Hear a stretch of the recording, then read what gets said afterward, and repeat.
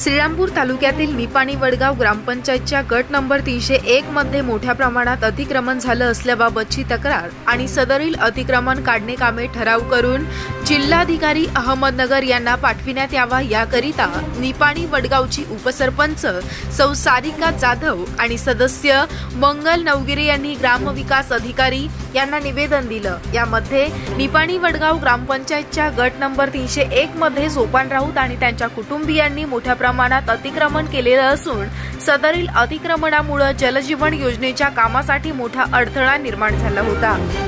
त्यामुळे ग्रामपंचायतीनं भूमी अभिलेख कार्यालय श्रीरामपूर यांच्याकडे रीतसर फी भरून सदरील गटाची मोजणी केली असता सोपान राऊत यांनी बेकायदेशीर अतिक्रमण केल्याचं सिद्ध झालं। तसेच सदरील मोजणीच्या खूण देखील नष्ट करण्यात आल्या। तसेच ग्रामपंचायत निपाणी वडगाव विकास कामे आणि घरकुल याकरिता जमिनीची मोठ्या प्रमाणात आवश्यकता आहे।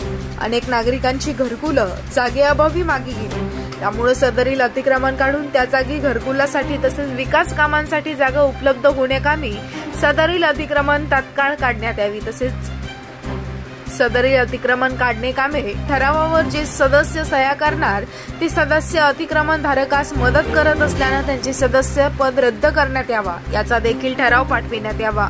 यावर